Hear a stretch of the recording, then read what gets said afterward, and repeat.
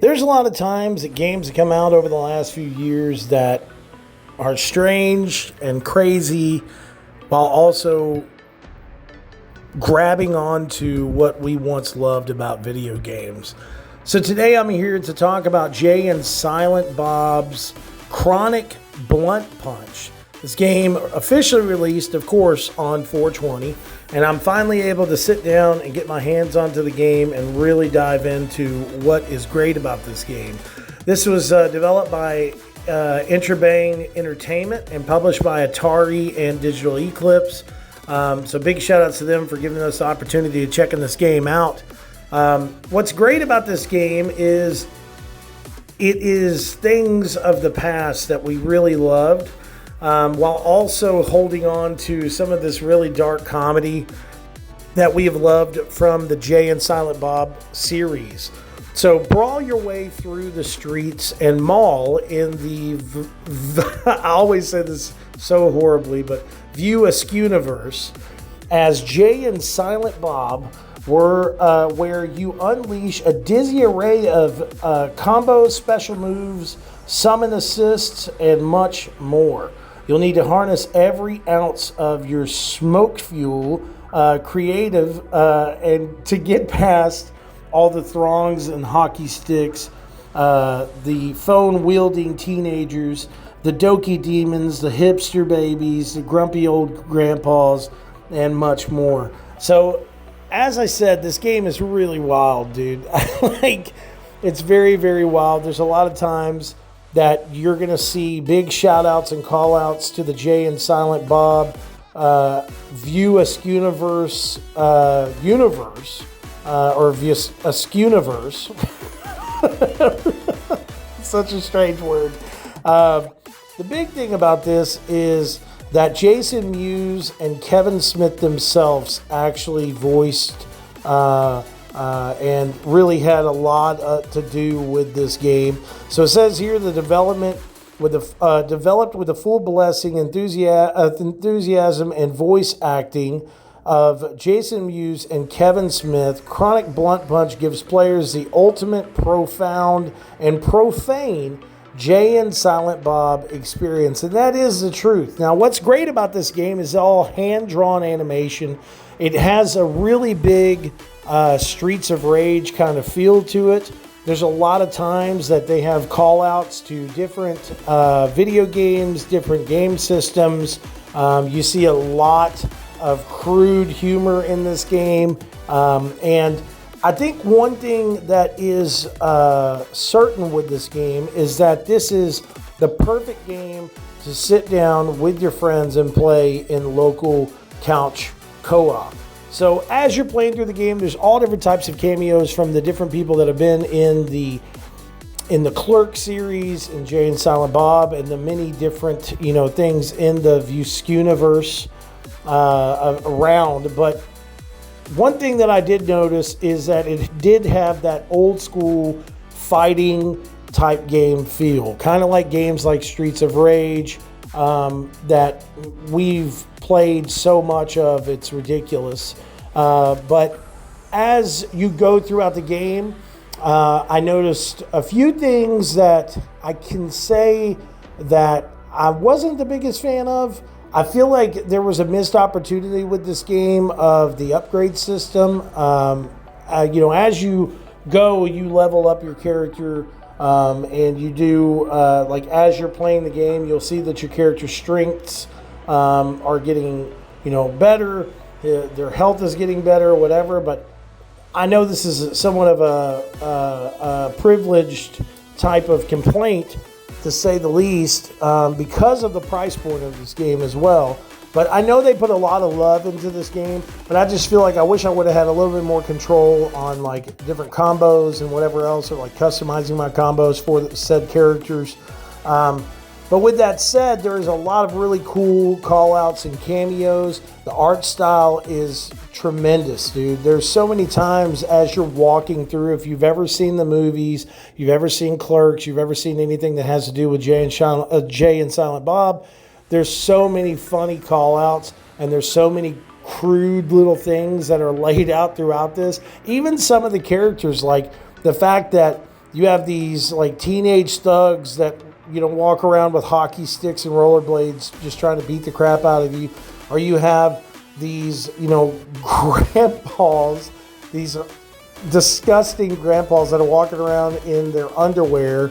Or you have, you know, different occasions to where you run up on these huge boss battles that are just like the wildest and craziest boss battles you would ever think.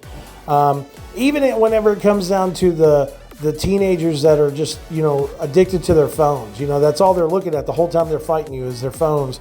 And they'll do these supercharges to where they're charging their phone and electrocute you. But as Jay and Silent Bob, you can actually do your own special, moves. And, you know, like, it's really cool because it's such a call out to a lot of fandom. And, you know, like, Jay has a super move to where he's like, Berserker mode, motherfucker. And it's just crazy, bro. It is such a crazy game. Now, I will tell you something else. It is a challenging game. It is, me particularly, I found myself having somewhat of a challenge fighting against the normal characters that you were fighting against, normal enemies, as well as a boss whenever I played by myself. Because whenever you play by yourself, your secondary character doesn't attack. There's nothing really going on with your secondary character until you tag them in. So it's kind of like Donkey Kong Country in that sense, that they just kind of sit back there and chill until you do something. But of course, in localized or online co-op, you can have you know, your character, of course, being used by someone else, and it really helps the intensity of some of these battles, because sometimes, bro, you're like, oh my God, this dude is not dead yet. Like, I just did tons of damage on him, did a super move. There's a lot of times that you really can't damage some of these heavier people until you start using your until you start using some of your more heavy super moves, like the insane combo with the like a really big finisher, or using some of your side characters that you get. Like one point, like early on in the game, you'll get Dante, and Dante runs in there with a big body bag and slams it on the ground. Or you'll get some of the other characters, which I don't want to spoil it much, but you'll get one other character that, you know, calls in a donkey show, which I'm sure that if you know anything about Jay and Shock Blast, Jay Shock Blast, big shout out to Jay Shock Blast. Oh my God. If you know anything about Jay and Silent Bob, then you know that there's one character that talks about this, and there's like a grandpa that's in this gimp suit, and all these donkeys that are in gimp suits come running and just trample everybody. But it's even though it is a challenging game, it is a fun game. One of the biggest things about this game that is an easy buy for people that love these style of games is that it's only $19, bro. It's only $19.99. So if you're looking for something to play and just kind of take your time up and really have a great experience, then play this. Now, like I said, the one thing that kind of held me back was that sometimes the enemies are pretty challenging.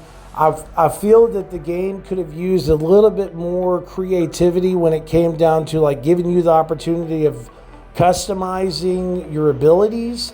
But also, I did play the game. I did play the game pretty intensely, and there were some times that whenever you would run into some of these cameo characters, they didn't have the full quality of like art that your character would have. And I don't know if that was intentional or what, but also the way I look at it too, the game is $19, man. Like, we really can't, whenever a game is fun and a game is at such a low price point, you know, I'm not going to heavily focus on that and let that really destroy its score, but I am not going to be able to give it a perfect score because of some of those things. As I said, more customization on the combos and your moves and stuff like that would be great.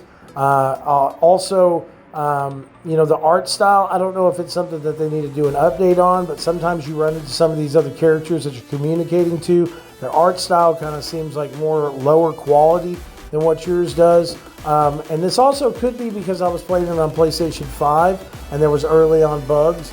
But then, like I said, the enemies, they're tough, bro. So, like, if you're going to play this game, I would say definitely make sure to play it with someone else so you can have that backup. Because whenever you don't, then, you know, if you're Silent Bob or Jay, the other character is just going to kind of stand there like Diddy Kong did half the time, you know. But at the same time, it adds a unique challenge, I believe. So we're going to give this a 3.5 out of 5. That is still a really good score, but I think that those type of issues, if those weren't there with that price point, I could have easily given it a 4.5 or even a 5.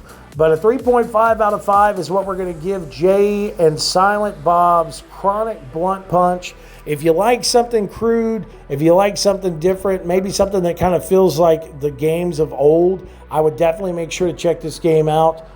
It is available now. Big shout outs to Atari and, of course, big shout outs to the development studio Interabang Entertainment and Digital Eclipse for giving us this opportunity to check this game out. I love you guys so much. We'll talk to you soon.